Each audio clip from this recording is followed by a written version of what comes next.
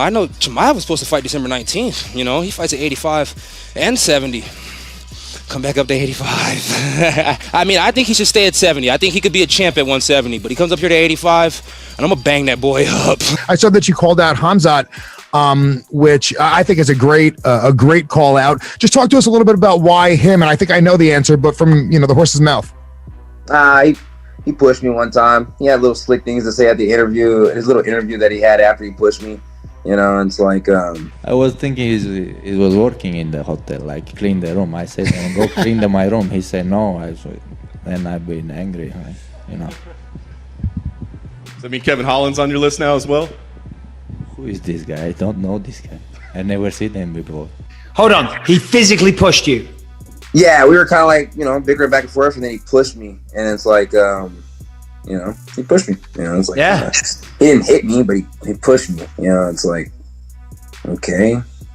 It's like, we can always sign contracts, or we can always, do something about this. But it's like, doesn't when there's a bunch of security. It's like, the funny thing is, we see each other again, in the back when we're doing drug tests. He's going to go pee. I'm coming back from taking the drug test, and as I walk up, I'm getting ready to fight. And he's kind of sitting there, like he's on his way, and like the security stops and looks like, oh shit, and he puts his hand up like, fist bump, bro. Like, oh, now you want a fist bump? You want to push me earlier, and then now you want a fist bump? Yeah, weird, but whatever. Did you fist bump him? No.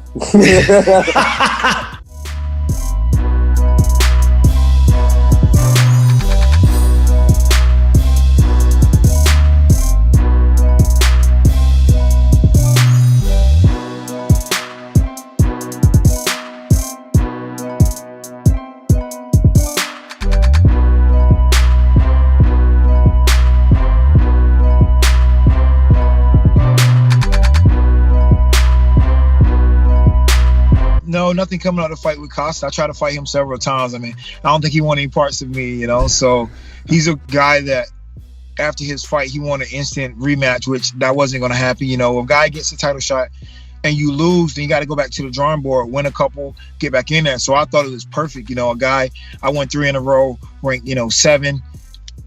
For him to get his next fight, I thought that would have been a perfect match, that the UFC would want to set up, that he would want to take.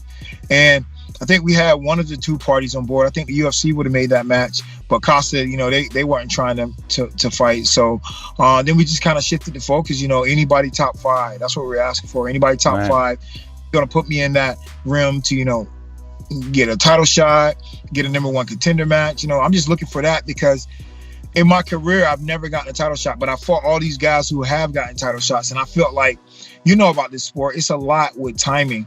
Like you've seen guys with lesser competition that got easier routes to get a title shot versus a guy who fought all these guys and never got a title shot, or fought all these guys and then got a title shot. So I'm just looking to, finally get my title shot. So that's been my focus, of trying to get somebody that's really going to put me in that conversation of getting that.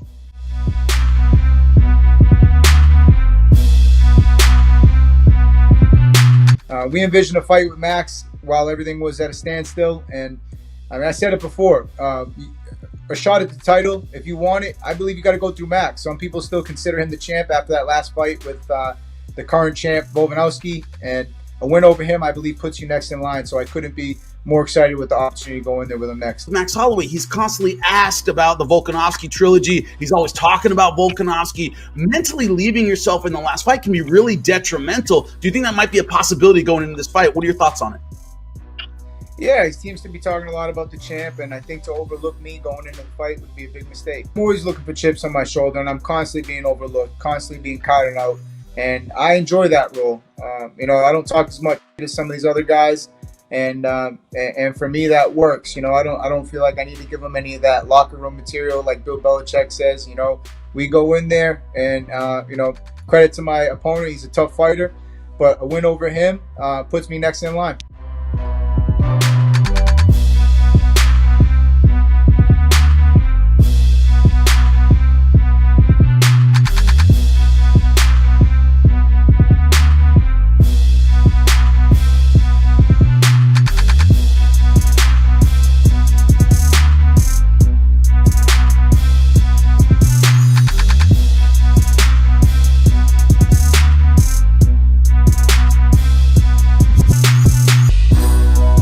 are you kind of in a way preparing for Zhang, whether or not you don't have a date yet, but you know that that's probably going to be next? Is that what you're kind of getting yourself into the headspace for? Yeah, I've been watching Weili bout ever since I saw her fight Tisha a while back. I sort of had my eye on her, and then especially ever since she became champion, I've been scouting her out and breaking her down, game planning for her, because she's got the belt, so that's really what you have to go off of. And you said your mentality had changed a bit when you became champ. Did something change for you when you actually had the belt as opposed to when you were fighting for it? Yeah, I think I forgot a few things. I didn't feel grateful anymore for everything. Like there's one thing to know to be grateful, and then there's another thing to like actually feel grateful for what you have and things like that. So that's probably the biggest change. And then from there, I started to lose myself a little bit, and then I started to notice. I'd say the biggest change was just like not being grateful for things.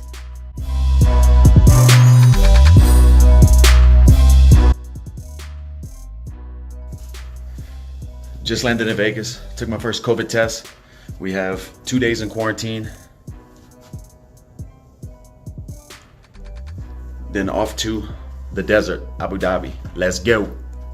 As far as I know, Conor McGregor is currently in Dubai. I'm not sure exactly when he'll enter our UFC bubble here. I assume late next week or early during his fight week.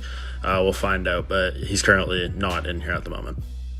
I don't got anything super firm to report to you guys right now, but I would say there's good reason to be optimistic. He's back this year against who?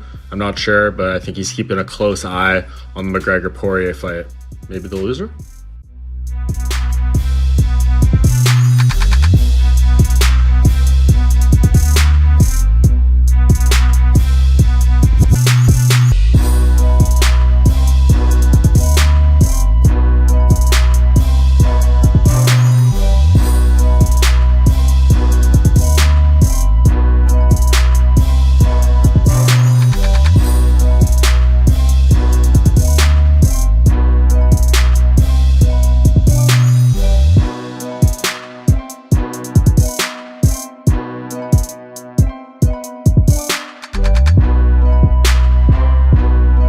Tony Ferguson, went on like a, one of those Instagram posts where it's like, 3,000 words and you need like there's hieroglyphics in there and you need translation. But he was essentially making the point that Khabib didn't really fight anyone before coming over to the UFC. A lot of the fights he had in the regional scene in Russia, his first 16 fights were against people who didn't have winning records, a lot of people who were making their debut or had never had a win. In MMA before. So, he did kind of like, there is an argument to be made that he was padding his stats a little bit before making that jump over to the UFC. Okay, whilst I'm just, what's the word I'm looking for? Elaborating on what you said. Just look up the record, the professional boxing record of, I don't know what it's like, Floyd Mayweather. Let's go with that. Okay, he's considered the best ever, like Khabib's considered the best ever. So compare his. Sorry, Lewis, one sec, because I guarantee it's like you, Lewis, when you started doing comedy. You were doing it in some shithole or some basement or some kitchen or maybe some cafe, like on New Year's Eve or wherever you are. The point I'm making is you build to that. When I started in the UFC, professional MMA, the guy I fought wasn't very good. You build your way up to it and you fight the best guys when you get, to that level. You shouldn't be fighting good guys at that time. Yeah, and then since he got to the UFC, continue to be undefeated. I mean, I love Tony, but there's no logic in the argument there. Okay, great.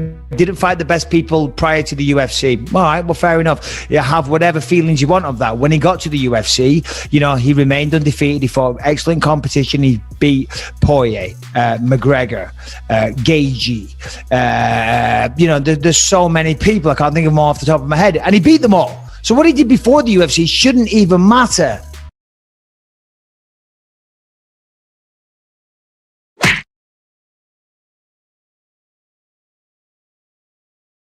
Man, this is some bullshit! Boo this man!